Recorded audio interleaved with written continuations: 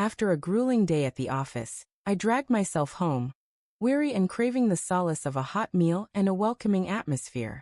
Instead, when I gently asked my wife if dinner was ready, she fixed me with an icy stare and snapped, "You're an adult. Cook your own meal. I'm not your housekeeper." Her sharp words struck deeper than I anticipated. It wasn't merely about the absence of food. It felt like a dismissal of my worth, as if I held no value in our shared space. I stood there, swallowing my irritation, my body heavy from the extra hours I'd put in to keep our finances afloat. Yet here I was being told I was alone in this. To me, marriage had always meant a shared journey, a mutual lifting of burdens. But in that moment we felt like strangers coexisting under one roof. Rather than sparking a confrontation, I retreated to the kitchen and prepared a modest meal for myself. She didn't join me, instead remaining on the couch, absorbed in her phone. I tried to push down the pang in my heart, but the growing distance between us gnawed at me. Where once there was affection and closeness, now only a chilly void remained. That night, I lay sleepless, wrestling with thoughts of our fading connection. This wasn't the first time she'd brushed me off so coldly. Over recent months, her demeanor had grown increasingly distant. She no longer greeted me with a smile or showed interest in my day. I racked my brain, questioning what I might have done to cause this, or whether she even wanted me in her life anymore. The following morning, I mustered the courage to ask if she was dissatisfied with me or our marriage. With a shrug, she replied, "I'm tired of feeling like your servant.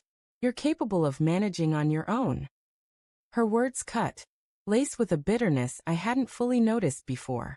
Though I wanted to argue, I simply nodded, my heart sinking as I left for work. As days stretched into weeks, the strain between us only deepened.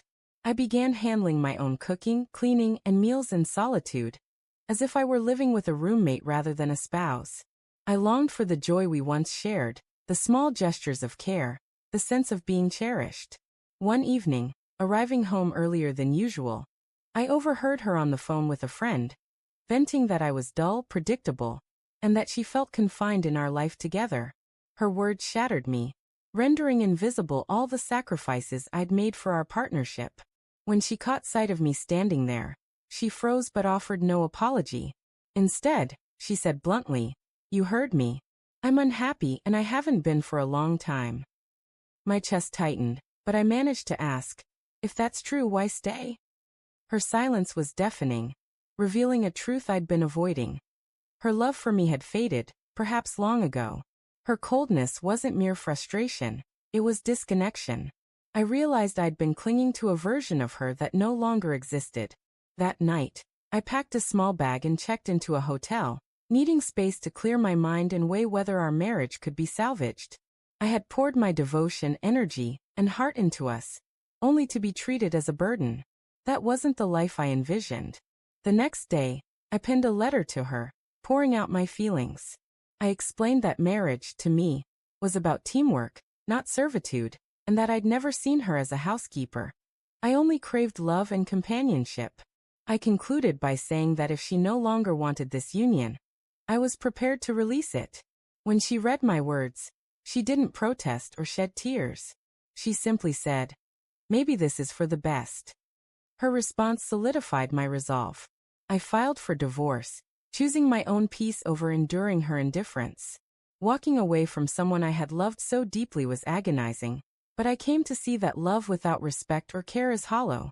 Her words, "I'm not your housekeeper," had been the first crack in the facade, exposing a truth that, while painful, ultimately freed me to seek a life filled with warmth and mutual respect.